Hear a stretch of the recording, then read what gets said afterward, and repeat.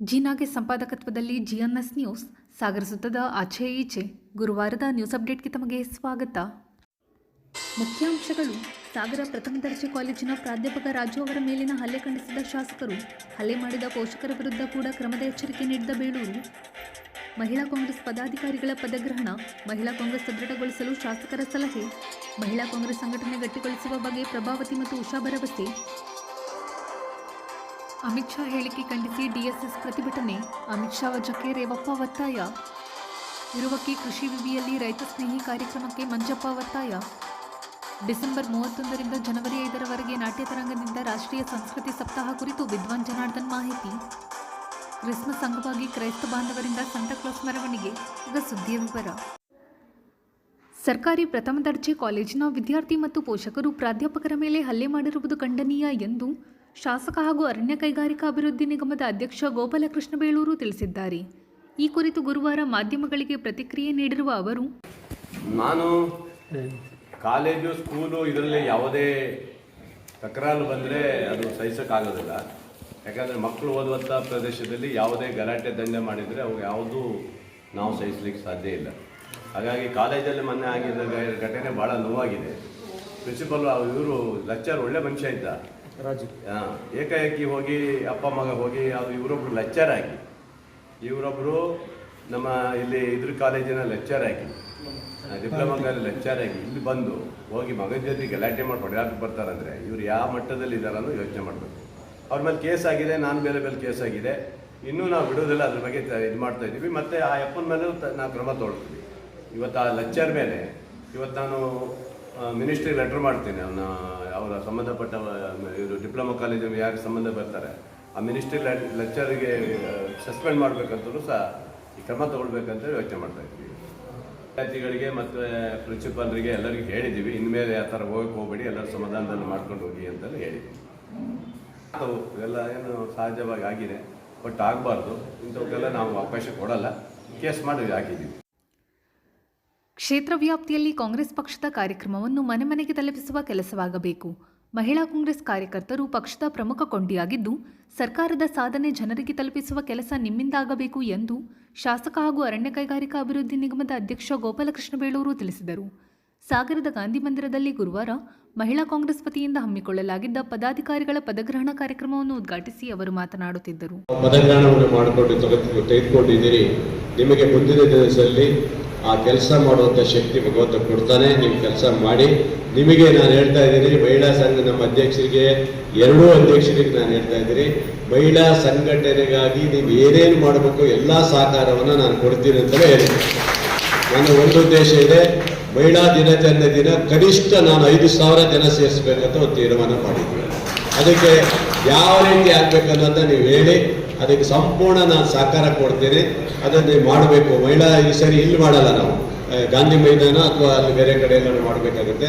ಅಷ್ಟರೊಳಗೆ ನೀವು ಒಂದ್ಸರಿ ಮಹಿಳಾ, ನೀವು ಮತ್ತು ಎರಡೂ ಅಧ್ಯಕ್ಷರು ಸೇರಿ ಒಂದ್ಸರಿ ಮಹಿಳಾ ಒಂದು ಸಭೆ ಕರೀರಿ, ಬೇರೆ ಒಂದು ಸಭೆ ಕರೆದು ಅವರೆಲ್ಲರನ್ನೂ ಕರೆಸಿ, ಎಲ್ಲ ಪದಾಧಿಕಾರಿ ಆದಮೇಲೆ ಎಲ್ಲ ಸದಸ್ಯರೆಲ್ಲ ಆದಮೇಲೆ ಒಂದು ಪಂಚಾಯತಿ ವಯಸ್ಸಲ್ಲಿ ಇವತ್ತು ನಮ್ಮ ತುಂಬ ಜನ ಮಹಿಳೆಯರು ಇವತ್ತು ಗ್ರಾಮ ಪಂಚಾಯತ್ ಸದಸ್ಯರಾಗಿದ್ದಾರೆ, ಮಹಿಳಾ ಅಧ್ಯಕ್ಷರು ಆಗಿದ್ದಾರೆ. ಅವ್ರನ್ನೆಲ್ಲ ಕರೆದು ಅವರಿಗೆಲ್ಲ ಪದಾಧಿಕಾರಿಗಳನ್ನ ಮಾಡಿ ಅವರೆಲ್ಲರನ್ನ ಸೇರಿಸಿ ಒಂದಿನ ಒಂದು ಕಾರ್ಯಕ್ರಮ ಮಾಡಿ, ಮಹಿಳಾ ಕಾರ್ಯಕರ್ತರ ಸಭೆಯನ್ನು ಮಾಡಿ, ಆ ನಂತರ ಅದು ಏನು ಮಾಡಬೇಕಂತ ನಾನು ಖಂಡಿತ ನೆನಪಿಡ್ತೀನಿ.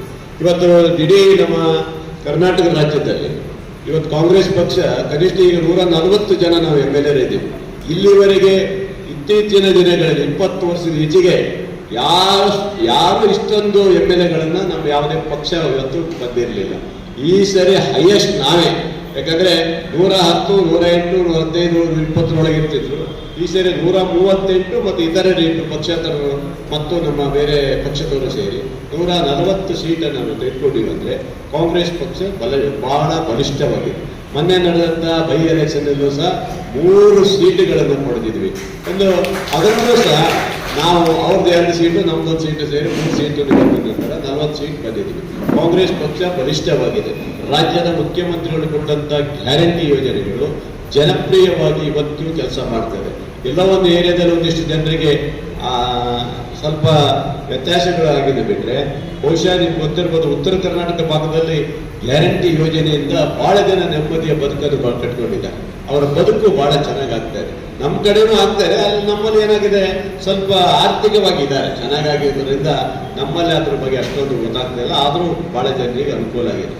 ಎಲ್ಲರ ಜೊತೆಗೆ ಇವತ್ತು ಕಾಂಗ್ರೆಸ್ ಪಕ್ಷ ಗಟ್ಟಿಯಾಗಲಿಕ್ಕೆ ಮುಖ್ಯಮಂತ್ರಿಗಳು, ನಮ್ಮ ಉಪಮುಖ್ಯಮಂತ್ರಿಗಳು, ನಮ್ಮ ಎಲ್ಲ ಮಂತ್ರಿಮಂಡಲದಲ್ಲಿ ಕೆಲಸ ಮಾಡ್ತಾ ಇದ್ದಾರೆ. ನಾವು ಇವತ್ತು ನೋಡಿ, ನಾಳೆ ನಮ್ಮ ರಾಷ್ಟ್ರೀಯ ನಾಯಕರು ಎಲ್ಲ ಬರ್ತಾರೆ, ನನ್ನ ಸಮಾವೇಶ ನಡೀತಾರೆ. 100ನೇ ವರ್ಷದ ಗಾಂಧೀಜಿಯವರು ಬಂದು ಭೇಟಿ ಕೊಟ್ಟಂತಹ ಸ್ಥಳದಲ್ಲಿ ಕಾಂಗ್ರೆಸ್ ಸಮಾವೇಶವನ್ನು ಭಾರಿ ಅದ್ದೂರಿಯಾಗಿ ಮಾಡ್ತಾ ಇದ್ದಾರೆ. ಅದಕ್ಕಾಗಿ ಈಗಾಗಲೇ ಮುಖಂಡರುಗಳಿಗೆ ಹೋಗ್ಲಿಕ್ಕೆ ಅವಕಾಶ ಕೊಟ್ಟಿದ್ದೀವಿ, ಹೋಗುವಂತವರೆಲ್ಲ ಹೋಗ್ಲಿಕ್ಕೆ ಅವಕಾಶ ಇದೆ. ಹಾಗಾಗಿ ಅಂತ ಒಂದು ದೊಡ್ಡ ಕಾರ್ಯಕ್ರಮವನ್ನು ಮಾಡ್ತಾ ಇದೀವಿ ಅಂತ ಹೇಳಿದ್ರೆ ಅದು ಕಾಂಗ್ರೆಸ್ ಪಕ್ಷದ ಒಂದು ಹೆಮ್ಮೆ. ನಮಗೆ 100 ವರ್ಷ ಇತಿಹಾಸ ಇರುವಂತಹ ಕಾಂಗ್ರೆಸ್ ಪಕ್ಷದಲ್ಲಿ ಇವತ್ತಿಗೂ ಗಟ್ಟಿತನ ಇದೆ. ಹಾಗಾಗಿ ಯಾವುದೇ ಬಿಜೆಪಿ ಇವರ ಏನು ಅವರ ಆದರ್ಶಗಳು ಏನಿದೆ ಎಲ್ಲ ಬೀದಿ ಪಾಲ ಆಗೋಗಿದೆ. ಮೊನ್ನೆ ನಡೆದಂತಹ ವಿಧಾನಸಭೆಯಲ್ಲಿ ನಮ್ಮ ಮಹಿಳಾ ಮಂತ್ರಿಗಳಾದಂತಹ ಲಕ್ಷ್ಮೀ ಹೆಬ್ಬಾಳ್ಕರ್ ಬಗ್ಗೆ ಅವಾಚ್ಯವಾದಂತ ಮಾತನಾಡಿರುವಂತ ತತ್ವ ಸಿದ್ಧಾಂತ, ಮಹಿಳೆಯರ ಬಗ್ಗೆ ಅಪಾರವಂತ ಗೌರವ ಇರುವಂತ ಪಕ್ಷ ಅಂತ ಹೇಳೋರು ಈ ರೀತಿಯಾದ ಮಾತನಾಡ್ತಾರೆ. ನಾಚಿಕೆ ಆಗ್ಬೇಕು ಅವರಿಗೆಲ್ಲ. ಆ ಸಂದರ್ಭದಲ್ಲಿ ನೀವು ಹುಟ್ಟಿದೇಳಬೇಕು, ಮಹಿಳಾ ಸಂಘಟನೆಗಳು ಗಟ್ಟಿಯಾಗಿ ನಿಂತು ಹೋರಾಟ ಮಾಡ್ಬೇಕು. ನೀವು ನಾವು ಹೇಳೋದಲ್ಲ ಸಾರ್ ಮಾಡ್ಬೇಕ ನಾವು ಮಾಡಿ ಅಂತ ಹೇಳೋದಲ್ಲ, ನೀವು ರೆಡಿ ಆಗ್ಬೇಕು. ನೀವು ಇವತ್ತು ಎಷ್ಟು ಜನ ಪದಾಧಿಕಾರಿಗಳಿದ್ದೀರಿ, ಎಷ್ಟು ಜನ ಇವತ್ತು ನಾಮಿನೇಟ್ ಇದ್ದೀರಿ, ಎಷ್ಟು ಜನ ಬೇರೆ ಬೇರೆ ಕೈಗಳ ಸಮಿತಿಯಲ್ಲಿ ಹಾಕಿದ್ದೀರಿ, ಅವರೆಲ್ಲರೂ ಬಂದ್ರೆ ಬೇಕಾದಷ್ಟು ಜನ ಆಗುತ್ತೆ. ಹೋರಾಟ ಮಾಡಬೇಕು. ಏನ್ ಬಿಜೆಪಿ 100 ಜನ ಹೋರಾಟ ಮಾಡ್ತಾರ ಅವರು, 15-20 ಜನ ಬಾಬಣ್ಣ ಹೇಳಿದ್ರೆ 15-20 ಜನ ಕಾಯಿ ನಿಲ್ತಾರ ಅವರೆಲ್ಲ ಅಷ್ಟೇ. ಹಾಗೆ ಪಕ್ಷದ ಇದರಲ್ಲಿ ಪಕ್ಷದ ವ್ಯಕ್ತಿಗಳ ಬಗ್ಗೆ ಮಾತಾಡಿದಾಗ ಹೋರಾಟದ ಚಿಚ್ಚನ್ನು ನೀವು ತೆಗೆದುಕೊಳ್ಬೇಕು. ಮಹಿಳಾ ಮುಖಂಡರುಗಳು ಅದರ ಬಗ್ಗೆ ಹೆಚ್ಚು ಒತ್ತು ಕೊಡಬೇಕು.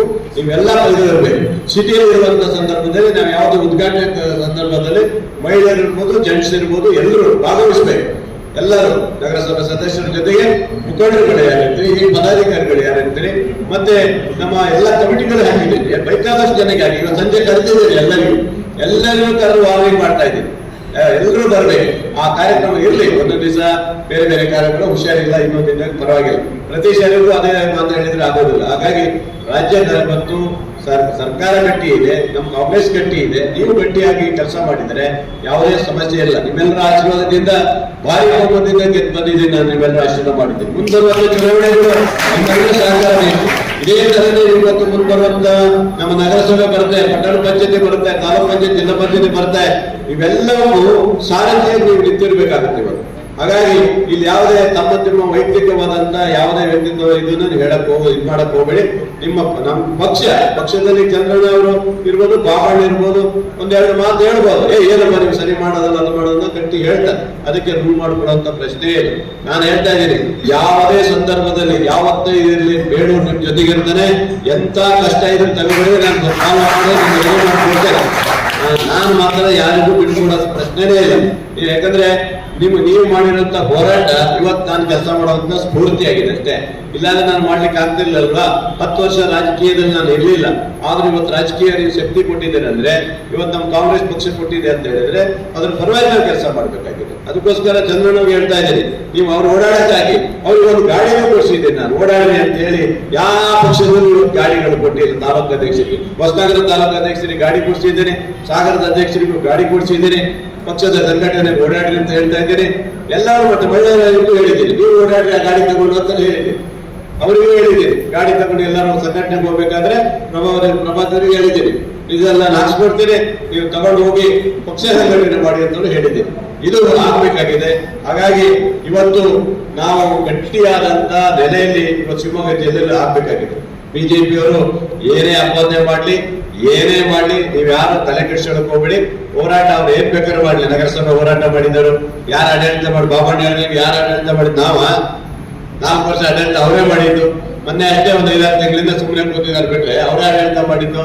ಈಗ ಹೇಳ್ತಾರೆ ಅವರು ಅಲ್ವಾ? ಹಾಗಾಗಿ ಈ ಸ್ವಚ್ಛತೆ ಕಡೆ ಗಮನ ಕೊಡ್ತಾರೆ. ಮಹಿಳಾ ಕಾಂಗ್ರೆಸ್ ಅಧ್ಯಕ್ಷರಾದ ಪ್ರಭಾವತಿ ಹಾಗೂ ಉಷಾ ಮಾತನಾಡಿ, ಅದು ಒಂದು ಜನಾಂದೋಲನ ಬಂಧುಗಳೇ. ದೇಶಕ್ಕೆ ಸ್ವಾತಂತ್ರ್ಯವನ್ನ ಕೊಡಿಸುವಂತಹ ನಿಟ್ಟಿನಲ್ಲಿ ಬಹಳ ಪ್ರಮುಖವಾದಂತಹ ಪಾತ್ರವನ್ನ ವಹಿಸಿದ್ದು ನಮ್ಮ ಕಾಂಗ್ರೆಸ್ ಪಕ್ಷ. ಸ್ವತಂತ್ರ ಹೋರಾಟವನ್ನ ಜನಾಂದೋಲನವಾಗಿ ಪರಿವರ್ತಿಸಿದಂತಹ ಕೀರ್ತಿ ನಮ್ಮ ಕಾಂಗ್ರೆಸ್ ಪಕ್ಷಕ್ಕೆ ಸೇರುತ್ತೆ. ಇಂತಹ ಒಂದು ಪಕ್ಷವನ್ನ ಕಟ್ಟಿ ಬೆಳೆಸುವುದಕ್ಕೆ ನಾವೆಲ್ಲರೂ ಕೂಡ ಇದಕ್ಕೆ ಸೇರಿದ್ದೀವಿ. ಜೊತೆಗೆ ಸ್ವತಂತ್ರ ಪೂರ್ವದಲ್ಲಿ ಮತ್ತೆ ಸ್ವಾತಂತ್ರ್ಯದ ನಂತರ ಬಂದಂತಹ ಹಲವಾರು ಸವಾಲುಗಳನ್ನ ಯಶಸ್ವಿಯಾಗಿ ನಿಭಾಯಿಸಿ ಸಂಸದೀಯ ಪ್ರಜಾಪ್ರಭುತ್ವದ ಭದ್ರ ಬುನಾದಿಯನ್ನ ಹಾಕೊಟ್ಟಿರುವಂತದ್ದು ಕೂಡ ನಮ್ಮ ಕಾಂಗ್ರೆಸ್ ಪಕ್ಷ ಅನ್ನುವಂಥದ್ದನ್ನ ನಾವು ಯಾರು ಕೂಡ ಮರೆಯುವಂತಿಲ್ಲ ಬಂಧುಗಳೇ.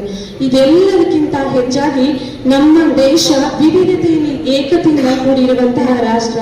ಪ್ರತಿ ಕಿಲೋಮೀಟರಿಗೂ ವಿವಿಧ ಜಾತಿಯ, ಧರ್ಮದ, ಜನಾಂಗದ, ವಿವಿಧ ಭಾಷೆಯ, ಸಂಸ್ಕೃತಿಯ, ಹಾಗೇನೆ ಹಲವಾರು ಹವಾಮಾನ ವೈಪರೀತ್ಯಗಳನ್ನ ನಾವು ಕಾಣ್ತೀವಿ. ಇಂತಹ ವೈರುಧ್ಯಗಳನ್ನ ಒಟ್ಟುಗೂಡಿಸಿಕೊಂಡು ಈ ದೇಶವನ್ನ ಕಟ್ಟುವಲ್ಲಿ ಕಾಂಗ್ರೆಸ್ಸಿನ ಪಾತ್ರ ಬಹಳ ದೊಡ್ಡದು. ಹಾಗೇನೆ ಇಂತಹ ಒಂದು ಏಕತೆಯ ರಾಷ್ಟ್ರಕ್ಕೆ ಒಂದು ಶ್ರೇಷ್ಠ ಸಂವಿಧಾನವನ್ನು ಕೊಟ್ಟಿರುವಂತಹ ಹೆಗ್ಗಳಿಕೆ ಕೂಡ ನಮ್ಮ ಕಾಂಗ್ರೆಸ್ ಪಕ್ಷಕ್ಕೆ. ವಿಶ್ವದಲ್ಲೇ ಅತ್ಯಂತ ಶ್ರೇಷ್ಠವಾದ ಸಂವಿಧಾನ ಅಂತ ಹೇಳಿ ನಾವು ಕರೀತೀವಿ ನಮ್ಮ ಭಾರತದ ಸಂವಿಧಾನಕ್ಕೆ. ಯಾಕೆಂತ ಹೇಳಿದ್ರೆ ನಮ್ಮ ದೇಶ ಸ್ವತಂತ್ರವಾದ ಅಂತ ಆ ಒಂದು ಸಂದರ್ಭದ ಮೇಲೆ ನಮ್ಮ ನೆರೆಹೊರೆಯ ರಾಷ್ಟ್ರಗಳು ಏನು ಪಾಕಿಸ್ತಾನ, ಬಾಂಗ್ಲಾದೇಶ, ಶ್ರೀಲಂಕಾ, ಅಫ್ಘಾನಿಸ್ತಾನ ಅನೇಕ ರಾಷ್ಟ್ರಗಳು ಸ್ವತಂತ್ರ ಆದ್ರು. ಆದ್ರೆ ಇವತ್ತು ಏನಾಗಿದೆ ಅಂತ ಹೇಳಿದ್ರೆ ಅವರಲ್ಲೇ ಒಂದು ಆಂತರಿಕ ಯುದ್ಧಗಳು ನಡೀತಾ ಇದ್ದಾವೆ, ರಾಜಕೀಯ ಸಂಘರ್ಷಗಳು ನಡೀತಾ ಇದ್ದಾವೆ. ಅದಕ್ಕೆ ಕಾರಣ ಅಲ್ಲಿ ಒಂದು ಪ್ರಬಲವಾದಂತಹ ಸಂವಿಧಾನ ಇಲ್ಲದೆ ಇರುವಂತದ್ದು. ಆದ್ರೆ ಇಂತಹ ಒಂದು ವೈವಿಧ್ಯಗಳು ಇದ್ರೂ ಕೂಡ ನಮ್ಮ ಒಂದು ರಾಷ್ಟ್ರ ಇವತ್ತು ಅಂತಹ ಯಾವುದೇ ಒಂದು ರಾಜಕೀಯ ಅಂತರ್ಯುದ್ಧಗಳು ನಡೀತಾ ಇಲ್ಲ ಅಂತ ಹೇಳಿದ್ರೆ ನಮ್ಮ ರಾಷ್ಟ್ರದ ಒಂದು ಸಂವಿಧಾನ. ಅದಕ್ಕೆ ವಿಶ್ವದಲ್ಲಿ ಅತ್ಯಂತ ಶ್ರೇಷ್ಠವಾದಂತಹ ಸಂವಿಧಾನ ಅಂತ ಹೇಳಿ ನಾವು ಕರಿತೀವಿ. ಈ ಒಂದು ಸಂವಿಧಾನದ ನೆಲೆಯನ್ನೇ ಜಾತಿ, ವರ್ಣ, ಲಿಂಗದ ಭೇದವಿಲ್ಲದೆ ಪ್ರತಿಯೊಬ್ಬ ಭಾರತೀಯರಿಗೂ ಕೂಡ ಸಮಾನವಾದಂತಹ ರಕ್ಷಣೆ ಮತ್ತು ಅವಕಾಶಗಳನ್ನ ನೀಡ್ತಾ ಬಂದಿದ್ದಾರೆ. ಹಾಗೇನೆ ಅದರ ಒಂದು ಆಧಾರದಲ್ಲಿ, ಸಂವಿಧಾನದ ಆಧಾರದಲ್ಲಿ, ಸಾಮಾಜಿಕ ನ್ಯಾಯದ ಆಧಾರದಲ್ಲಿ ಮಹಿಳಾ ಸಬಲೀಕರಣಕ್ಕೂ ಕೂಡ ಸ್ವತಂತ್ರ ಹೋರಾಟದಿಂದ ಹಿಡಿದು ಈ ತುಳಿತಕ್ಕೆ ಒಳಪಟ್ಟಂತಹ ಮಹಿಳೆಯರನ್ನ ನಾವು ನಮ್ಮ ಪಕ್ಷಕ್ಕೆ ಸೇರ್ಪಡೆಗೊಳಿಸುವುದರ ಮೂಲಕ ನಮ್ಮ ಈ ಪಕ್ಷ ಸಂಘಟನೆಯನ್ನು ನಿನ್ನೆ ಹೆಚ್ಚಾಗಿ ಮಾಡೋಣ. ತಮಗೆ ವಹಿಸಿದಂತಹ ಕೆಲಸವನ್ನ ಈಗ ನಾನು ಅಧ್ಯಕ್ಷ ಆಗಿರ್ಬೋದು, ಆದ್ರೂ ನಾನು ಒಬ್ಬ ಕಾರ್ಯಕರ್ತನೆ. ಒಂದು ಪಕ್ಷಕ್ಕೆ ಒಬ್ಬರು ಅಧ್ಯಕ್ಷರು ಬೇಕು, ನನ್ನನ್ನು ಮಾಡಿದ್ದಾರೆ ಅಷ್ಟೇ. ತಾವೆಲ್ಲರೂ ಅಧ್ಯಕ್ಷರೇ, ತಮ್ಮ ಜವಾಬ್ದಾರಿ ಹೆಚ್ಚಾಗಿದೆ. ನಾವು ಈ ನಂತರದ ದಿನಗಳಲ್ಲಿ ಪ್ರತಿ ವಾರ್ಡಲ್ಲಿ ಮಹಿಳಾ ಸಂಘಟನೆಯನ್ನ ಮಾಡ್ತೀವಿ. ಅಲ್ಲಿ ವಾರ್ಡ್ ಮಟ್ಟದ ಮಹಿಳಾ ಕಮಿಟಿಗಳನ್ನ ಮಾಡ್ತೇವೆ. ಅಲ್ಲಿನ 2 ಅಧ್ಯಕ್ಷರು ಮತ್ತು ಸದಸ್ಯ ಕಾರ್ಯದರ್ಶಿಗಳನ್ನ ನಮ್ಮ ಮೇನ್ ಕಮಿಟಿ ಕಾರ್ಯಕಾರಿ ಸಮಿತಿಗೆ ಹಾಕೊಳ್ತೇವೆ. ಈಗ ನಮಗೆ ಬರುವಂತ ಯುದ್ಧ ನಗರಸಭೆ ಈ ಹೊಲಸಾಗಿ ಆಡಳಿತ ಮಾಡುವಂತ ಬಿಜೆಪಿಯನ್ನ ಒಳಗೊಳಿಸುವಂತ ಕೆಲಸ ನಾವೆಲ್ಲರೂ ಮಾಡಬೇಕಾಗಿದೆ. ಆ ನಿಟ್ಟಿನಲ್ಲಿ ನಾವೆಲ್ಲರೂ ಒಗ್ಗೂಟ್ಟು ಕೆಲಸವನ್ನ ಮಾಡೋಣ. ತಮ್ಮೆಲ್ಲ ಸಹಕಾರ ನಮ್ಗೆ ಬೇಕಾಗಿದೆ. ವಿಶೇಷವಾಗಿ ನಾನು ಎಲ್ಲ ಪುರುಷ ನಮ್ಮ ಕಾರ್ಯಕರ್ತರ ಕೇಳ್ಕೊಳ್ತೇನೆ, ಈ ಒಂದು ಕಾರ್ಯಕ್ರಮದಲ್ಲಿ ಏನಾದ್ರೂ ತಪ್ಪಾಗಿರ್ಬೋದು. ಯಾಕಂದ್ರೆ ಇದು ನಾವು ತಕ್ಷಣ ಒಂದು ಮಾಡಿದಂತ ಕಾರ್ಯಕ್ರಮ. ತಾವು ಏನೇ ತಪ್ಪಿದ್ರು ಅದನ್ನ ಮನ್ನಿಸಿ ನಮ್ಮ ಜೊತೆಗೆ ಕೈ ಜೋಡಿಸ್ಬೇಕು. ನಮ್ಮದೇ ಆದ ನಗರಸಭಾ ಸದಸ್ಯರುಗಳು ನಮ್ಮ ಸ್ನೇಹಿತರು ನಗರಸಭೆಯಲ್ಲಿದ್ದಾರೆ, ಅವ್ರಗಳ ಸಹಕಾರವು ನಮಗೆ ಬೇಕು. ಯಾಕಂದ್ರೆ ಆ ವಾರ್ಡ್ಗಳಲ್ಲಿ ನಾವು ಬಹಳ ಕಮ್ಮಿ ಜನ ಇದ್ದಾರೆ. ಹಾಗಾಗಿ ಉಳಿದಂತ ವಾರ್ಡ್ಗಳಲ್ಲೂ ಅವರುಗಳು ಬಂದು ನಮ್ಮ ಮಹಿಳಾ ಸಂಘಟನೆಗೆ ನಮಗೆ ಕೈ ಜೋಡಿಸ್ಬೇಕು. ನಮ್ಮ ಶಾಸಕರನ್ನ ನಾವು ಅವರಿಗೆ ಬೆಂಬಲಿಸಬೇಕು. ಮುಂದಿನ ಹಲವಾರು ವರ್ಷ ಅವರು ನಮ್ಮ ಶಾಸಕರಾಗಿ ಇರಬೇಕು ಅನ್ನೋದೇ ನಮ್ಮೆಲ್ಲರ ಬೇಡಿಕೆ. ಅವರಿಗೆ ದೇವರು ಒಳ್ಳೆಯದು ಮಾಡಲಿ ಅಂತ ನಾನು ಈ ವೇದಿಕೆಯಲ್ಲಿ ಹೇಳ್ತಾ ಇದ್ದೇನೆ. ಇವೆಲ್ಲ ಕಾರ್ಯಕ್ರಮಕ್ಕೆ ಅವರೇ ಜವಾಬ್ದಾರಿ ನಿಂತು ಈ ಕಾರ್ಯಕ್ರಮ ನಡೆಸಿಕೊಟ್ಟಿದ್ದಾರೆ.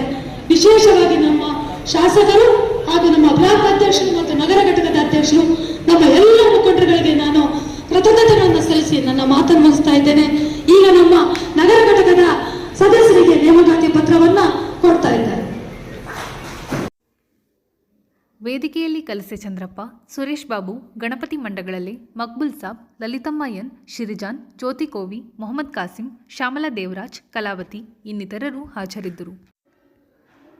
ಸಂವಿಧಾನ ಶಿಲ್ಪಿ ಡಾಕ್ಟರ್ BR ಅಂಬೇಡ್ಕರ್ ಬಗ್ಗೆ ಹಗುರವಾಗಿ ಮಾತನಾಡಿರುವ ಕೇಂದ್ರ ಗೃಹ ಸಚಿವ ಅಮಿತ್ ಶಾ ತಮ್ಮ ಸ್ಥಾನಕ್ಕೆ ರಾಜೀನಾಮೆ ನೀಡುವಂತೆ ಒತ್ತಾಯಿಸಿ ಗುರುವಾರ ದಲಿತ ಸಂಘರ್ಷ ಸಮಿತಿ ಮಹಾತ್ಮ ಪ್ರೊಫೆಸರ್ ಬಿ ಕೃಷ್ಣಪ್ಪ ಸ್ಥಾಪಿತ ಬಣದ ವತಿಯಿಂದ ಉಪವಿಭಾಗಾಧಿಕಾರಿಗಳ ಮೂಲಕ ರಾಷ್ಟ್ರಪತಿಗಳಿಗೆ ಮನವಿ ಸಲ್ಲಿಸಲಾಯಿತು.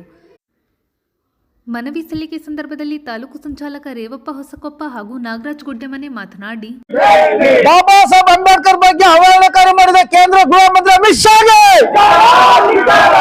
ಬಾಬಾ ಸಾಹೇಬ್ ಅಂಬೇಡ್ಕರ್ ಅವರಿಗೆ ಅವಹೇಳನಕಾರಿ ಮಾತಾಡಿದ ಕೇಂದ್ರ ಗೃಹ ಮಂತ್ರಿ ಅಮಿತ್ ಶಾಗೆ ಬೇಕೇ ಬೇಕು, ಬೇಕೇ ಬೇಕು. ಅಯೋಗ್ಯ ಅಮಿತ್ ಶಾಗೆ, ಕೇಂದ್ರ ಗೃಹ ಮಂತ್ರಿ ಅಯೋಗ್ಯ ಅಮಿತ್ ಶಾಗೆ ಜೈ ಜೈ ಜೈ ಜೈ ಜೈ ಭೀಮ್, ಜೈ ಜೈ ಜೈ ಜೈ ಜೈ ಭೀಮ್. ಬಾಬಾ ಸಾಹೇಬ್ ಅಂಬೇಡ್ಕರ್ ಅವರ ಬಗ್ಗೆ ಅವಹೇಳನಕಾರಿ ಮಾಡಿದ ಕೇಂದ್ರ ಗೃಹ ಮಂತ್ರಿ ಅಮಿತ್ ಶಾಗೆ. ಗಣಪತಿ ವಡ್ನಾಳ್ ಅವರೇ, ನಗರ ಸಂಚಾಲಕರಾಗಿರ್ತಕ್ಕಂಥ ಅಣ್ಣಪ್ಪ ಪೂಜಾರಿ ಅವರೇ, ಮಹಿಳಾ ತಾಲೂಕು ಸಂಚಾಲಕರಂತ ಗೌರಮ್ಮ ಅವರೇ, ನಗರ ಮಹಿಳಾ ಸಂಚಾಲಕರಂತ ಉಮಾ ಅವರೇ, ಹಾಗೂ ಜಗನ್ನಾಥ್ ಅವರೇ, ರವಿ ಅವರೇ, ಮಾದೇವಪ್ಪನವರೇ, ಸೋಮಣ್ಣ ಅವರೇ, ಚಂದ್ರಣ್ಣ ಅವರೇ, ಶಶಿ ಅವರೇ, ನಮ್ಮ ಗುಡ್ಡೆಮನೆ ನಾಗರಾಜ್ ಅವರೇ, ಮಾದೇವಪ್ಪನವರೇ, ಶೇಖರಣ್ಣವರೇ, ಹಾಗೂ ಇಲ್ಲಿ ಮಹೇಶ್ ಅವರೇ, ಬಂದಿರತಕ್ಕಂಥ ಎಲ್ಲ ಮಾಧ್ಯಮ ಸ್ನೇಹಿತರೆ, ಈ ಚಳಿಗಾಲದ ಅಧಿವೇಶನದಲ್ಲಿ, ಲೋಕಸಭಾ ಚಳಿಗಾಲದ ಅಧಿವೇಶನದಲ್ಲಿ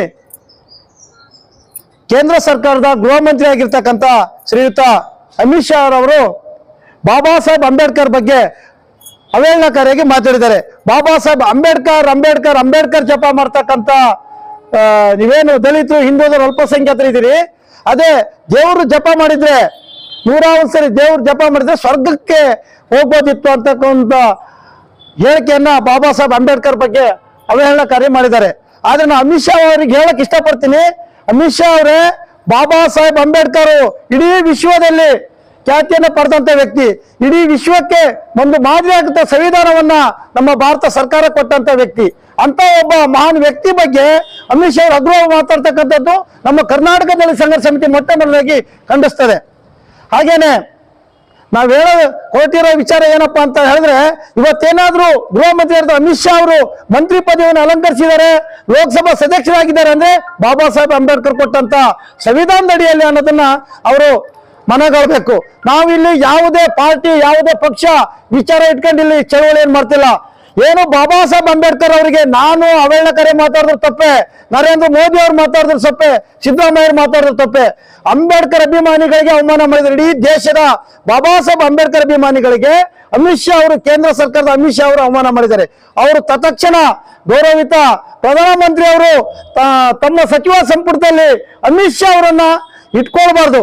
ಅವರು ಪ್ರಾಮಾಣಿಕರಾಗಿದ್ರೆ ಪ್ರಧಾನಮಂತ್ರಿ ಅವರು ಕೂಡಲೇ ಅಮಿತ್ ಶಾ ಅವರನ್ನ ಮಂತ್ರಿಗಿರಿಯಿಂದ ವಜಾ ಮಾಡಬೇಕು ಅಂತ ಹೇಳಿ ನಾವು ಕರ್ನಾಟಕದಲ್ಲಿ ಸಂಘರ್ಷ ಸಮಿತಿ ಒತ್ತಾಯವನ್ನ ಮಾಡ್ತಾ ಇದ್ದೇವೆ. ಇಂದು ನಾವು ಇಲ್ಲಿ ಎಸಿ ಕಚೇರಿಗೆ ನಮ್ಮ ಅಮಿತ್ ಶಾ ಅವರ ವಿರುದ್ಧ ಮನವಿ ಮಾಡಲು ಬಂದಿದ್ದೇವೆ. ಏನಂದ್ರೆ, ಅಮಿತ್ ಶಾ ಅವರು ನಮ್ಮ ಅಂಬೇಡ್ಕರ್ ಬಗ್ಗೆ ಅವಹೇಳನಕಾರಿಯಾದ ಒಂದು ಹೇಳಿಕೆಯನ್ನು ನೀಡಿರ್ತಾರೆ. ಅದರ ವಿರುದ್ಧ ನಾವು ಎಲ್ಲ ಸಂಘಟನೆಗಳು ಮನವಿ ಮಾಡ್ತಾ ಇದ್ದೀವಿ. ಹಾಗೆ ಅವರು ಈ ಒಂದು ಹೇಳಿಕೆಯನ್ನು ನೀಡಬಾರ್ದಿತ್ತು. ಇದು ಅವರ ಒಂದು ಆ ಸ್ಥಾನಕ್ಕೆ ಚ್ಯುತಿ ಬರುವಂತಹ ಕೆಲಸವನ್ನು ಮಾಡಿದ್ದಾರೆ, ಹೇಳಿಕೆಯನ್ನು ನೀಡಿದ್ದಾರೆ. ಹಾಗೆ ಅವರು ಒಂದು ಸದಸ್ಯತ್ವಕ್ಕೆ ನಾವೆಲ್ಲ ಸಂಘಟನೆಗಳು ಒತ್ತಾಯ ಮಾಡಿದ್ರೆ ಅವರು ಸದಸ್ಯತ್ವಕ್ಕೆ ರಾಜೀನಾಮೆ ಕೊಡಬೇಕಾಗಿ ನಾವು ಈ ಮೂಲಕ ಒತ್ತಾಯ ಮಾಡ್ತಾ ಇದ್ದೇವೆ. ಯಾಕಂದ್ರೆ ಇಂಥ ಅವಹೇಳನಕಾರಿ ಮಾತುಗಳನ್ನು ನಾವು ಯಾವ ಪಕ್ಷವಾಗಿರ್ಲಿ, ಯಾವ ಜನಾಂಗದವರಾಗಿರ್ಲಿ, ಇಂಥ ಹೇಳಿಕೆಯನ್ನು ಮಾಡಿದ್ರೆ ನಾವು ಸಹಿಸಲ್ಲ. ಯಾಕಂದ್ರೆ ಇದು ಪಕ್ಷಾತೀತವಾಗಿ ಮತ್ತು ಜಾತ್ಯತೀತವಾಗಿ ಮಾಡ್ತಿದ್ದೀವಿ. ಅಮಿತ್ ಶಾ ಆಗಿರ್ಲಿ, ಸಿದ್ದರಾಮಯ್ಯ ಮೋದಿ ಅವರಾಗ್ಲಿ, ಯಾರೇ ರಾಜಕೀಯ ವ್ಯಕ್ತಿಗಳಾಗ್ಲಿ ಮತ್ತು ಇತರ ಹಿಂದುಳಿದ ವರ್ಗದವರು ಆಗಿದ್ರು ಇಂಥ ಒಂದು ಹೇಳಿಕೆಯನ್ನು ನಾವು ಹೇಳಿದ್ರೆ ಎಲ್ಲರ ವಿರುದ್ಧವಾಗಿ ನಾವು ಹೋರಾಟ ಮಾಡ್ತೇವೆ ಅಂತ ಹೇಳಿ ಈ ಸಂದರ್ಭದಲ್ಲಿ ಹೇಳಕ್ಕೆ ಇಷ್ಟಪಡ್ತಿದ್ದೀನಿ. ಈಗ ಅಮಿತ್ ಶಾ ಅವರು ಈ ಹೇಳಿಕೆಯನ್ನು ನಾವೆಲ್ಲ ಖಂಡಿಸುತ್ತಾ ಅವರ ರಾಜೀನಾಮೆಗೆ ಒತ್ತಾಯವನ್ನು ಹೇಳಿ ನಾವು ಎಸಿ ಅವರಿಗೆ ಈ ಮೂಲಕ ಮನವಿ ಮಾಡ್ತೀವಿ. ಕೇಂದ್ರ ಸರ್ಕಾರದ ಹೋಮ್ ಮಿನಿಸ್ಟರ್ ಅದಕ್ಕಿಂತ ಅಮಿತ್ ಶಾ ವಿರುದ್ಧ ಪ್ರತಿಭಟನೆ ಮಾಡಿ ಎಸಿ ಮೂಲಕ ಮನವಿಯನ್ನು ಸಲ್ಲಿಸ್ತಾ ಇದ್ದೇವೆ. ಕಾರಣ, ಅಧಿವೇಶನದಲ್ಲಿ, ಸಂಸತ್ತಲ್ಲಿ ಅಧಿವೇಶನ ನಡೆಯುವಾಗ ಅಂಬೇಡ್ಕರ್ ಬಗ್ಗೆ ಹೇಳಿರ್ತಕ್ಕಂಥ ಮಾತು ಅವರ ಘನತೆ, ಗೌರವ, ಅವರಿಗೆ ಸಚಿವ ಸ್ಥಾನ ಆಗಿರತಕ್ಕಂಥಕ್ಕೆ ಅವಮಾನ ಮಾಡಿದ ಹಾಗೆ. ಈ ದೇಶದಲ್ಲಿ ದೇವರ ಬಗ್ಗೆ ನಮ್ಗೆಲ್ಲರಿಗೂ ಅಪಾರ ಗೌರವ ಇದೆ, ಅದು ಬೇರೆ. ಆದ್ರೆ ಸಂವಿಧಾನ ಒಂದು ಇಲ್ಲ ಅಂದಿದ್ರೆ ಈ ದಿನ ಅವರು ಚುನಾವಣೆಗೂ ನಿಂತಿರ್ಲಿಲ್ಲ, ಚುನಾವಣೆಯಲ್ಲಿ ಗೆಲ್ತಲೂ ಇರಲಿಲ್ಲ, ಗೃಹ ಸಚಿವರು ಆಗ್ತಿರ್ಲಿಲ್ಲ. ಆದ್ರಿಂದ ನೇರವಾಗಿ ಅವರಿಗೆ ಕೇಳಕ್ ಬಯಸ್ತೀನಿ, ಕೇಂದ್ರ ಸರ್ಕಾರದ ಪ್ರಧಾನಮಂತ್ರಿಯವರಿಗೆ ಕೇಳಕ್ ಬಯಸ್ತೀನಿ, ಅವರ ಹೇಳಿಕೆಯ ವಿರುದ್ಧ ನಿಮ್ಮ ನಿಲುವೇನು, ನಿಮ್ಮ ಪಕ್ಷದ ನಿಲುವೇನು, ನಿಮ್ಮ ಸಂಪುಟ ಸಭೆಯ ನಿಲುವೇನು, ಇದಕ್ಕೆ ನೀವು ಫಸ್ಟ್ ಮಾಡ್ರಿ. ಅವ್ರು ಮಾಡಿದ್ದಾರೆ ನಾನ್ ಮಾಡಿದ್ದೇನೆ ಅಂತೇಳಿ ಪ್ರತಿಭಟನೆ ಮಾಡ್ತಿಲ್ಲ, ನಿಮ್ಗೆ ನಾಚಿಕೆ ಆಗ್ಬೇಕು. ನಿಮ್ಮ ಸಂಸತ್ತಿನ ಅಧಿವೇಶನ ನಡೀಬೇಕಾದ್ರೆ ಯಾರು ಹೇಳಿಕೆ ಕೊಟ್ಟರು ಅವರ ಹೇಳಿಕೆಯನ್ನು ನೀವು ಸಮರ್ಥನೆ ಮಾಡ್ಕೊಂಡ ಹಾಗೆ ಅವ್ರು ಯಾವಾಗ ಅವ್ರು ಹೇಳಿದ್ದ ಅವ್ರು ಯಾವಾಗ ಅವತ್ತು ಹೇಳಿದ್ದ ಅನ್ನೋದಲ್ಲ. ನಿಮ್ಮ ಗೃಹ ಸಚಿವರು ಹೇಳಿದಂತ ಸತ್ಯ ಹೇಳಿಕೆಗೆ ನಿಮ್ಮ ಪ್ರತಿಕ್ರಿಯೆ ಏನು? ನೀವು ಅದನ್ನ ಖಂಡಿಸ್ತೀರೋ ಇಲ್ವೋ? ಪ್ರಧಾನಮಂತ್ರಿಗಳಾಗಿ ಫಸ್ಟ್ ಅದನ್ನು ಸ್ಪಷ್ಟನೆ ಪಡಿಸಿ. ನಿಮ್ಮ ಪ್ರಧಾನಮಂತ್ರಿ 10-12 ವರ್ಷ ಆದ್ರೂ ಕೂಡ ಒಂದು ಪ್ರೆಸ್ ಮೀಟ್ ಮಾಡೋ ಯೋಗ್ಯತೆ ಇಲ್ಲ ನಿಮಗೆ. ಆದ್ರೂ ಹೇಳ್ತಾ ಇದ್ದೀನಿ, ನಿಮಗೆ ಹೋಮ್ ಮಿನಿಸ್ಟರ್ ಹೇಳಿಕೆಯನ್ನು ಕೊಟ್ಟಿರುವುದರ ಬಗ್ಗೆ ನಿಮ್ಮ ನಿಲುವು, ನಿಮ್ಮ ಸಂಪುಟ ಸಭೆಯ ನಿಲುವು, ನಿಮ್ಮ ಲೋಕಸಭೆಯ ಸದಸ್ಯರ ನಿಲುವನ್ನು ಪ್ರಶ್ನೆಪಡಿಸಬೇಕು. ಮನವಿ ಸಲ್ಲಿಕೆ ಸಂದರ್ಭದಲ್ಲಿ ಅಣ್ಣಪ್ಪ ಪೂಜಾರಿ, ಗಣಪತಿ ವಡ್ನಾಳ, ಗೌರಮ್ಮ, ಉಮಾ, ಜಗನ್ನಾಥ್, ರವಿ, ಮಹದೇವಪ್ಪ, ಸೋಮಣ್ಣ, ಚಂದ್ರಣ್ಣ, ಶಶಿಕುಮಾರ್, ಶೇಖರ್, ಮಹೇಶ್ ಇನ್ನಿತರರು ಹಾಜರಿದ್ದರು. ಇರುವಕ್ಕೆ ಕೆಳದಿ ಶಿವಪ್ಪನಾಯಕ ಕೃಷಿ ಮತ್ತು ತೋಟಗಾರಿಕಾ ವಿಶ್ವವಿದ್ಯಾಲಯದ ಸಹ್ಯಾದ್ರಿ ಮಾರಾಟ ಕೇಂದ್ರದಲ್ಲಿ ದೊರೆಯುವ ಎಲ್ಲ ಉತ್ಪನ್ನಗಳನ್ನು ವಿಶ್ವವಿದ್ಯಾಲಯದ ಮುಖ್ಯ ಆವರಣದ ಇರುವಕ್ಕಿ ರೈತ ತರಬೇತಿ ಕೇಂದ್ರದಲ್ಲಿ ದೊರೆಯುವಂತೆ ಸೂಕ್ತ ಕ್ರಮ ಕೈಗೊಳ್ಳುವಂತೆ ಒತ್ತಾಯಿಸಿ ಗುರುವಾರ ರೈತ ಸಂಘ ಸಾಮೂಹಿಕ ನಾಯಕತ್ವ ಸಾಗರ ಶಾಖೆ ವತಿಯಿಂದ ಉಪವಿಭಾಗಾಧಿಕಾರಿಗಳ ಕಚೇರಿಗೆ ಮನವಿ ಸಲ್ಲಿಸಲಾಯಿತು. ಈ ಸಂದರ್ಭದಲ್ಲಿ ರೈತ ಮುಖಂಡ ಎಂಬಿ ಮಂಜಪ್ಪ ಮಾತನಾಡಿ, ನಮ್ಮ ಕೃಷಿ ವಿಶ್ವವಿದ್ಯಾನಿಲಯ ಇರುವಕ್ಕಿ ಒಳಗೆ ರೈತರಿಗಾಗಿ ಸಾಕಷ್ಟು ಬೀಜಗಳಾಗ್ಬೋದು, ಹೊಸವು ಮೆಡಿಸಿನ್ಗಳಾಗ್ಬೋದು ಅಥವಾ ರಾಸಾಯನಿಕ ಪದಾರ್ಥಗಳಾಗ್ಬೋದು, ಹೊಸದಾಗಿ ಲಿಕ್ವಿಡ್ಗಳನ್ನ ಕಂಡುಹಿಡ್ತಾ ಇದ್ದಾರೆ. ದಯಮಾಡಿ ಇದನ್ನ ಏನ್ ಮಾಡ್ತಾ ಇದ್ದಾರೆ ಅವರು, ಶಿವಮೊಗ್ಗ ಸಹ್ಯಾದ್ರಿ ಮಾರಾಟ ಕೇಂದ್ರದಾಗೆ ಮಾರಾಟರ ಒಂದು ವ್ಯವಸ್ಥೆ ಮಾಡ್ಯಾರೆ. ದಯಮಾಡಿ ನಾವು ಎಲ್ಲರೂ ಶಿವಮೊಗ್ಗ ಜಿಲ್ಲಾ ಸಹ್ಯಾದ್ರಿ ಕೇಂದ್ರಕ್ಕೆ ಹೋಗಿ ತರ ಅಂತ ವ್ಯವಸ್ಥೆಗೆ ಇನ್ನೂ ರೈತರು ಬದಲಾವಣೆ ವ್ಯವಸ್ಥೆಗೆ ಬರ್ನಲ್ಲ. ದಯಮಾಡಿ ನಾವು 700-800 ಎಕರೆ ಕೊಟ್ಟು ನಮ್ಮ ಸಾಗರ ತಾಲೂಕಿನಾಗೆ ಶಿವಪ್ಪ ನಾಯಕ ವಿಶ್ವವಿದ್ಯಾನಿಲಯಕ್ಕೆ ಸಹಕಾರ ಕೊಟ್ಟಂತ ತಾಲೂಕು. ದಯಮಾಡಿ ಈ ತಾಲೂಕಿನ ಒಳಗೆ ಈ ವಿಶ್ವವಿದ್ಯಾನಿಲಯದಾಗ ಏನ್ ರೈತರಿಗೆ ಪ್ರಾಡಕ್ಟ್ ಕಂಡಿಡ್ತಾರೆ ಅದನ್ನ ಅಲ್ಲೇ ರೈತ ತರಬೇತಿ ಕೇಂದ್ರದಾಗ ಒಂದು ಮಾರಾಟ ಮಾಡಕ್ ಇಟ್ರೆ ನಾವು ರೈತರು ತರಬೇತಿಗಾಗಿ ಹೋದವರು ಪ್ರಚಾರ ಅವರೇ ಗೊಳಿಸ್ತಾರೆ. ಮತ್ತೆ ಈ ಐಟಮ್ಗಳನ್ನ ನಾವು ಅಲ್ಲೇ ನೇರವಾಗಿ ತಗೊಬರ್ಬೋದು. ಈಗ ಏನಾಗ್ಬಿಟ್ಟೈತೆ ಅಂದ್ರೆ ಈ ಅಣಬೆ ತರ ಹುಟ್ಕಿಬಿಟ್ಟವು, ಸಾವಯವ ಕೃಷಿಗೆ ನಿಮಗೆ ಈ ಮೆಡಿಸಿನ್ ಮಾಡ್ರಿ ಆ ಮೆಡಿಸಿನ್ ಮಾಡ್ರಿ ಅಂತೇಳಿ ನಮ್ಮ ರೈತರೆಲ್ಲ ಅದಕ್ಕೆ ಹೋಗ್ಬಿಡ್ತಾರೆ ಮನೆ ಬಲಿ ಹೋದ್ರಿಂದ. ದಯಮಾಡಿ ಇವ್ರು ಅವ್ರ ಕಾಲೇಜ್ನಾಗೆ ಸಹ್ಯಾದ್ರಿ ಮಾರಾಟದ ಕೇಂದ್ರ ಶಿವಮೊಗ್ಗದಾಗೆ ಇರ್ಲಿ ಅವ್ರ ಪ್ರಾಡಕ್ಟ್. ಇಲ್ಲಿ ಕೃಷಿ ವಿಶ್ವವಿದ್ಯಾನಿಲಯ ಇರುವಕ್ಕೆಗೂ ಒಂದು ಪ್ರಾಡಕ್ಟ್ ಅವ್ರದ್ದು ಮಾರ್ಕೆಟಿಂಗ್ ಇರ್ಲಿ ಅನ್ನೋದ್ರ ಬಗ್ಗೆ ನಾವು AC ಮುಖಾಂತರ ಅವ್ರಿಗೆ ಒಂದು ಮನವಿ ಕೊಡ್ತಾ ಇದ್ವು. ಮತ್ತೆ ಈ ದಿನ ಹೋಗಿ ನಾವು ಇರುವಕ್ಕಿ ನಮ್ಮ ಕುಲಪತಿ ಅವರಿಗೂ ಒಂದು ಮನವಿ ಕೊಟ್ಟು ರೈತರ ಬಗ್ಗೆ ಒಂದು ಚರ್ಚೆ ಮಾಡ್ತೇವೆ. ಮತ್ತೆ ಈ ಇತ್ತೀಚೆಗೆ ನಮಗೆ ಎಲೆ ಚುಕ್ಕೆ ರೋಗ, ಹಳದಿ ರೋಗ ರೈತರಿಗೆ ಮಾರಕ ಒಂದು ಕಾಯಿಲೆ ಆಗ್ಬಿಟ್ಟೈತದು. ಹಂಗಿರೋದ್ರಿಂದ ಅದಕ್ಕೆ ಏನ್ ಪ್ರಾಡಕ್ಟ್ ಕಂಡುಹಿಡಿದಾರೆ ಅದನ್ನ ಜನಜಾಗೃತಿಗೊಳಿಸ್ರಿ ಅನ್ನೋದಕ್ಕಾಗಿ ನಾವು ಅಲ್ಲಿ ನಮ್ಮ ಸಾಮೂಹಿಕ ನಾಯಕರು ಅಷ್ಟು ಸೇರಿ ಹೋಗ್ತಾ ಇದೀವಿ. ಈಗ AC ಅವ್ರಿಗೆ ಒಂದು ಮನವಿ ಕೊಡ್ತಾ ಇದ್ದೀನಿ, ದಯಮಾಡಿ ಮೇಡಮ್ ಅವರು ತಗೊಂಡು AC ಅವ್ರಿಗೆ ಕೊಡ್ಬೇಕು ಅಂತೇಳಿ ತಮ್ಮಲ್ಲಿ ಬೇಡಿಕೊಳ್ಳುತ್ತೇವೆ. ಮನವಿ ಸಲ್ಲಿಕೆ ಸಂದರ್ಭದಲ್ಲಿ ಅರುಣ್ ಕುಮಾರ್ ಕಸಬೆ, ಚಂದ್ರಶೇಖರ್ ಗೋರಲಕೆರೆ, ಹೊಯ್ಸಳ ಗಣಪತಿಯಪ್ಪ, ಕನ್ನಪ್ಪ ಹೊಸಕೊಪ್ಪ, ಗುರುಮೂರ್ತಿ, ದೇವು ಕಾನ್ಲೆ ಇನ್ನಿತರರು ಹಾಜರಿದ್ದರು. ನಾಟ್ಯತರಂಗ ಸಂಸ್ಥೆಯಿಂದ ಡಿಸೆಂಬರ್ 30ರಿಂದ ಜನವರಿ 5ರವರೆಗೆ ರಾಷ್ಟ್ರೀಯ ಸಂಸ್ಕೃತಿ ಸಪ್ತಾಹವನ್ನು ಶ್ರೀನಗರದ ನೃತ್ಯ ಭಾಸ್ಕರ ಸಭಾಂಗಣದಲ್ಲಿ ಪ್ರತಿದಿನ ಸಂಜೆ 5:30ರಿಂದ ಏರ್ಪಡಿಸಲಾಗಿದೆ ಎಂದು ವಿದ್ವಾನ್ GB ಜನಾರ್ದನ್ ತಿಳಿಸಿದರು. ಗುರುವಾರ ಸುದ್ದಿಗೋಷ್ಠಿಯಲ್ಲಿ ಮಾತನಾಡಿದ ಅವರು, ಸಮಾರಂಭ 30/12ರಂದು ಸಂಜೆ 5ವರೆಗೆ ಪ್ರಾರಂಭವಾಗುತ್ತೆ. ಉದ್ಘಾಟನೆಯನ್ನ ಶಾಸಕರಾದಂಥ ಗೋಪಾಲಕೃಷ್ಣ ಬೇಳೂರವರು ನಿರ್ವಹಿಸಿದ್ದಾರೆ. ಅವತ್ತಿನ ಉಪಸ್ಥಿತಿ ಶುಭಾ ಧನಂಜಯ್ ಅವರು ಕರ್ನಾಟಕ ಸಂಗೀತ ನೃತ್ಯ ಅಕಾಡೆಮಿಯ ಅಧ್ಯಕ್ಷರಿದ್ದಾರೆ. ಕನ್ನಡ ಸಂಸ್ಕೃತಿ ಇಲಾಖೆಯ ಸಹಾಯಕ ನಿರ್ದೇಶಕರಾದ ಉಮೇಶ್ ಅವರಿದ್ದಾರೆ. ನಗರಸಭಾ ಸದಸ್ಯರಂತ TD ಮೇಘರಾಜರಿದ್ದಾರೆ. ಪ್ರಸಿದ್ಧ ವೈದ್ಯರಾದಂಥ ಕಿಶನ್ ಭಾಗವತ್ರವರು ಅವತ್ತು ಉಪಸ್ಥಿತರಿರ್ತಾರೆ. ಅಧ್ಯಕ್ಷತೆಯನ್ನ ನಮ್ಮ ಸಂಸ್ಥೆಯ ಅಧ್ಯಕ್ಷ ಅಂತ IV ಹೆಗಡೆಯವರು ವಹಿಸ್ತಾ ಇದ್ದಾರೆ. ಸಮಾರೋಪ ಸಮಾರಂಭ 5/1/2025ರಂದು ಸಂಜೆ 5ವರೆಗೆ. ಅವತ್ತು ಕೂಡ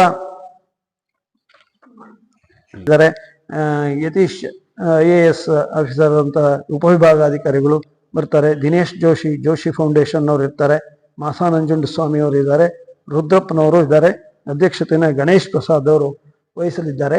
ಅವತ್ತಿನ ದಿವಸ ವಿಶೇಷವಾಗಿ ಅಂತಂದ್ರೆ ನಮ್ಮ ಪ್ರಾಂತದಲ್ಲಿ ಈ ಸಲ ರಾಜ್ಯೋತ್ಸವ ಪ್ರಶಸ್ತಿಗೆ ಭಾಜನರಾದಂತಹ ಚಿತ್ರಸಿರಿಯ ಶಿರವಂತೆ ಚಂದ್ರಶೇಖರ್ ಅವರಿಗೆ ಒಂದು ಅಭಿನಂದನೆಯನ್ನ ನಾವು ಮಾಡ್ತಾ ಇದ್ದೀವಿ. ಯಾಕೆಂದ್ರೆ ಹಿಂದಿನ ಬಾರಿ ಕೂಡ ನಮ್ಮ ಪ್ರಾಂತದಲ್ಲಿ ಮೋಹನ್ ಡಾಕ್ಟರ್ಗೆ ಬಂದಿತ್ತು, ಆ ಕೂಡ ಅಭಿನಂದನೆ ಮಾಡ್ತಿದ್ವಿ. ಯಾಕೆಂದ್ರೆ ಒಂದು ಕಲಾ ಪ್ರಾಕಾರದಲ್ಲಿ ಬಂದಾಗ ಅವ್ರನ್ನ ಗೌರವಿಸೋದು ನಮ್ಮ ಕರ್ತವ್ಯ. ಅದರಿಂದ ಚಂದ್ರಶೇಖರ್ ಅವರಿಗೆ ಅಭಿನಂದನೆಯನ್ನ ಮಾಡ್ತಾ ಇದ್ದೀವಿ. ಇದು ವಿಶೇಷವಾದಂತಹ ಕಾರ್ಯಕ್ರಮಗಳ ಒಂದು ಪಕ್ಷಿ ನೋಟ. ತಾವೆಲ್ಲರೂ ಇದಕ್ಕೆ ವ್ಯಾಪಕವಾದಂತಹ ಸುದ್ದಿಯನ್ನು ಕೊಟ್ಟು, ಪ್ರಚಾರವನ್ನು ಕೊಟ್ಟು ಕಾರ್ಯಕ್ರಮ ಬರಬೇಕು. ಆಮೇಲೆ ಪ್ರತಿ ಕಾರ್ಯಕ್ರಮಗಳಿಗೂ ತಾವುಗಳು ಬಂದು ಅದರ ಸುದ್ದಿಯನ್ನ ಮಾಡಿ ಇಲ್ಲಿ ಹೊರಗಡೆಯಿಂದ ಬರುವಂತಹ ಕಲಾವಿದರಿಗೂ ನಮ್ಮಲ್ಲಿ ಸ್ಥಳೀಯ ಕಲಾವಿದರಿಗೂ ಒಂದು ಪ್ರೋತ್ಸಾಹವನ್ನ ನೀವು ಆ ಮೂಲಕ ನೀಡಬೇಕು ಅಂತ ತಮ್ಮಲ್ಲಿ ಪ್ರಾರ್ಥನೆಯನ್ನ ಏರ್ಪಡಿಸಿದ್ದೇವೆ. ಇದು 14ನೇ ರಾಷ್ಟ್ರೀಯ ಸಂಸ್ಕೃತಿ ಸಪ್ತಾಹ. ನಮ್ಮ ನೃತ್ಯ ಶಾಲೆ ಶುರುವಾಗಿ 33 ವರ್ಷಗಳ ಆಗಿ ನಾವು ಪ್ರತಿ ವರ್ಷ ಅಲ್ಲಿಂದ ವಾರ್ಷಿಕೋತ್ಸವವನ್ನು ಮಾಡ್ಕೊಂಡು ಬರ್ತಿದ್ವಿ. ಆದರೆ ಅದಕ್ಕೆ ಈ ರಾಷ್ಟ್ರೀಯ ಸಂಸ್ಕೃತಿ ಸಪ್ತಾಹದ ಸ್ವರೂಪವನ್ನು ಕೊಟ್ಟಿದ್ದು 2011ರಲ್ಲಿ. ಅಲ್ಲಿಂದ ಇಲ್ಲಿವರೆಗೆ ಇದು 14ನೇ ಸಪ್ತಾಹವನ್ನು ಆಚರಿಸ್ತಾ ಇದ್ದೀವಿ. ಇದು 30/12ರಿಂದ ಸೋಮವಾರದಿಂದ 5/1/2025 ಭಾನುವಾರದವರೆಗೆ ನಡೀತಾ ಇದೆ. ಇದರಲ್ಲಿ ತಮಗೆ ಈಗಾಗಲೇ ಆಹ್ವಾನ ಪತ್ರಿಕೆಯನ್ನ ಕೊಟ್ಟಿದ್ದೀನಿ. ಕಾರ್ಯಕ್ರಮದ ವಿವರಗಳು ಅದರಲ್ಲಿದೆ. ವಿಶೇಷವಾಗಿ ಹೇಳುವಂತಹದ್ದು ಅಂದ್ರೆ ಪ್ರತಿ ವರ್ಷದಂತೆ ಸಾಂಸ್ಕೃತಿಕ ಸಾರಥಿ ಗೌರವ ಸಮರ್ಪಣೆಯನ್ನ 3 ಜನ ವೈಯಕ್ತಿಕವಾಗಿ ಹಾಗೂ ಒಂದು ಸಂಸ್ಥೆಗೆ, ನಾದಮ್ ಎನ್ನುವಂತಹ ಸಂಸ್ಥೆ ಪರವಾಗಿ ನಂದಿನಿ ಮೆಹ್ತಾ ಮತ್ತು ಮುರಳಿ ಮೋಹನ್ ಕಲ್ವಾ ಅವರು ಸ್ವೀಕರಿಸ್ತಾ ಇದ್ದಾರೆ. ನೃತ್ಯ ಕಲಾವಿದೆ ಶುಭಾ ಧನಂಜಯ್ ಅವರೀಗ ಪ್ರಸ್ತುತ ಕರ್ನಾಟಕ ಸಂಗೀತ ನೃತ್ಯ ಅಕಾಡೆಮಿ ಅಧ್ಯಕ್ಷರು ಹೌದು. ಅವರು ನೃತ್ಯ ಕಲಾವಿದ ಕೂಡ. ಅವರಿಗೆ ವಿಜಯ್ ಬೆಣಚ ಅನ್ನೋರು ಅವರು ಮೇಕಪ್ ಕಲಾವಿದರು. ನಾವು ವಿಶೇಷವಾಗಿ ಬರೀ ಕೇವಲ ನೃತ್ಯ ಕಲಾವಿದರಿಗೆ ಮಾತ್ರ ಕೊಡ್ತಿಲ್ಲ, ಈ ನೃತ್ಯಕ್ಕೆ ಸಂಬಂಧಪಟ್ಟಂತೆ ಬೇರೆ ಬೇರೆ ಕ್ಷೇತ್ರದಲ್ಲಿ ವರ್ಕ್ ಮಾಡೋರಿಗೂ ಕೊಡ್ತಾ ಇದ್ದೀವಿ ಈಗಾಗಲೇ. ಆಮೇಲೆ ಒಬ್ಬರು ಕರ್ನಾಟಕ ಕಲಾಶ್ರೀ ಸಂಗೀತ ವಿದ್ವಾನ್ ಮೋಹನ್ ಕುಮಾರ್ ಬೆಂಗಳೂರು, ಇವರಿಗೆ ಸಾಂಸ್ಕೃತಿಕ ಸಾರಥಿ ಎನ್ನುವಂತಹ ಗೌರವವನ್ನು ನೀಡ್ತಾ ಇದ್ದೀವಿ. ಅದು ಬೇರೆ ಬೇರೆ ದಿವಸದ ಶಿವಾ ಧನಂಜಯ ಅವರಿಗೆ 30ನೇ ತಾರೀಕು, ವಿಜಯ್ ಬೆಂಚ ಅವರಿಗೆ 4ನೇ ತಾರೀಕು, ಇವರಿಗೆ ಮೋಹನ್ ಕುಮಾರ್ ಅವರಿಗೆ 1ನೇ ತಾರೀಕು, ನಂದಿನಿ ಮೆಹ್ತಾ ಅವರಿಗೆ 5ನೇ ತಾರೀಕು ಕೊಡ್ತಾ ಇದ್ದೀವಿ. ಆನಂತರದಲ್ಲಿ ಈ ಸಲದ ವಿಶೇಷ ಅಂತಂದ್ರೆ ನಮ್ಮಲ್ಲಿ ಯಾವಾಗಲೂ 3 ಸ್ಲಾಟಲ್ಲಿ ಕಾರ್ಯಕ್ರಮ ಆಗುತ್ತೆ. ಪ್ರತಿದಿನ 5:30ಕ್ಕೆ ಶುರು ಮಾಡಿ ಅದರಲ್ಲಿ ಮೊದಲನೇ ಸ್ಲಾಟು ನಮ್ಮ ನಾಟ್ಯ ಶಾಲೆ ವಿದ್ಯಾರ್ಥಿ ಇರುತ್ತೆ, 2ನೇ ಸ್ಲಾಟು ಮತ್ತು 3ನೇ ಸ್ಲಾಟು ಆಹ್ವಾನಿತ ಅತಿಥಿ ಕಲಾವಿದರಿಗೋಸ್ಕರವಾಗಿರುತ್ತೆ.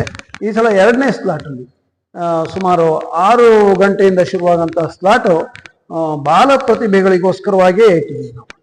ವಿಶೇಷವಾಗಿ ಸಾಧನೆ ಮಾಡಿರುವಂತಹ ನಮ್ಮ ರಾಜ್ಯದ ಬೇರೆ ಬೇರೆ ಕಡೆಯಲ್ಲಿರುವಂತಹ ಬೇರೆ ಬೇರೆ ನೃತ್ಯ ಪ್ರಕಾರಗಳಿಗೆ, ಕಥಕ್ ಇರ್ಬೋದು, ಕೂಚಿಪುಡಿ ಇರ್ಬೋದು, ಭರತನಾಟ್ಯಂ ಇರ್ಬೋದು, ಅಂತಹ ಬಾಲ ಕಲಾವಿದರು ಮತ್ತು ಸಂಗೀತ, ಹಿಂದೂಸ್ತಾನಿ ಸಂಗೀತ, ಕರ್ನಾಟಕ ಸಂಗೀತ, ಕೊನಕ್ಕೋಲು, ಇಂತಹ ಕಲಾವಿದರು ಎಲ್ಲ 10ರಿಂದ 11 ವರ್ಷದ ಒಳಗೆ ಇರುವಂತಹ ಕಲಾವಿದರು, ಅಸಾಮಾನ್ಯ ಪ್ರತಿಭೆ ಇರುವಂಥವರಿಗೆ ಗುರುತಿಸಿ ಕಾರ್ಯಕ್ರಮವನ್ನು ಕೊಟ್ಟಿದ್ದೇವೆ. ಅದರ ಉದ್ದೇಶ ಅಂತಂದ್ರೆ ಒಂದು ಕಲಿಯುವಂತಹ ಮಕ್ಕಳಿಗೆ ಒಂದು ವೇದಿಕೆಯನ್ನು ಒದಗಿಸಿಕೊಟ್ಟ ಹಾಗೆ, ಮತ್ತೆ ನಮ್ಮಲ್ಲಿ ಕಲಿಯುವಂತಹ ಮಕ್ಕಳಿಗೆ ಒಂದು ಸ್ಫೂರ್ತಿ, ಇಷ್ಟು ಸಣ್ಣ ಮಕ್ಕಳು ಕೂಡ ಇಷ್ಟು ಚೆನ್ನಾಗಿ ನೃತ್ಯವನ್ನ ಸಂಗೀತವನ್ನ ಪ್ರದರ್ಶನ ಮಾಡಬಲ್ಲರು ಅನ್ನುವಂಥ ಸ್ಫೂರ್ತಿ ಆಗಲಿ ಅನ್ನುವಂತಹ ದೃಷ್ಟಿಯಿಂದ ಇದನ್ನ ಮಾಡಿದ್ದೀವಿ. ಸುಮಾರು 10 ಜನ ಬಾಲ ಕಲಾವಿದರು, ಅತಿಥಿ ಕಲಾವಿದರು ಈ ಕಾರ್ಯಕ್ರಮದಲ್ಲಿ ಭಾಗವಹಿಸಲಿದ್ದಾರೆ. ಒಟ್ಟು ಮತ್ತೆ ಹಿರಿಯ ಕಲಾವಿದರು 55 ಜನ ಹಿರಿಯ ಕಲಾವಿದರು ಭಾಗವಹಿಸ್ತಾ ಇದ್ದಾರೆ. ಹಾಗೂ ನಮ್ಮ ಶಾಲೆಯ ನೃತ್ಯ ಅಭ್ಯಾಸಿಗಳು 102 ಜನ ನೃತ್ಯವನ್ನ ಮಾಡ್ತಾ ಇದ್ದಾರೆ. ಸುಮಾರು ಹೆಚ್ಚು ಕಮ್ಮಿ 210 ಟೋಟಲ್ ಕಲಾವಿದರು ಈ ಸಲದ ಸಪ್ತಾಹದಲ್ಲಿ ಭಾಗವಹಿಸ್ತಾ ಇದ್ದಾರೆ. ಮಾಮೂಲಿನಂತೆ ಉದ್ಘಾಟನಾ ಸಮಾರಂಭದ ಎಲ್ಲ ವಿವರಗಳು ಇಲ್ಲಿದೆ. ತಾವುಗಳು ನನ್ನ ಬೇಡ ಇದ್ರೆ ಹೊರತಾಗಿ ಬೇರೆ ಏನು ಹೇಳ್ತೀವಿ ಇದಕ್ಕಾಗಿ ಹೊರತಾಗಿರುವಂತಹ ಇನ್ಫಾರ್ಮೇಶನ್ನ ನಾನು ಹೇಳಿ. ಗೋಷ್ಠಿಯಲ್ಲಿ ವರದಾ ಜನಾರ್ದನ್, ಐವಿ ಹೆಗಡೆ ಇನ್ನಿತರರು ಹಾಜರಿದ್ದರು. ಸಾಗರದ ಸಂತ ಜೋಸಫರ್ ದೇವಾಲಯದಲ್ಲಿ ಬುಧವಾರ ಕ್ರಿಸ್ಮಸ್ ಹಬ್ಬದ ಪ್ರಯುಕ್ತ ವಿಶೇಷ ಕಾರ್ಯಕ್ರಮ ನಡೆಯಿತು. ಕ್ರಿಸ್ಮಸ್ ಅಂಗವಾಗಿ ಸಾಂತಾಕ್ಲಾಸ್ ಮೆರವಣಿಗೆ ನಡೆಯಿತು. ಈ ಸಂದರ್ಭದಲ್ಲಿ ಕ್ರಿಶ್ಚಿಯನ್ ಬಂಧುಗಳು ಪಾಲ್ಗೊಂಡಿದ್ದರು.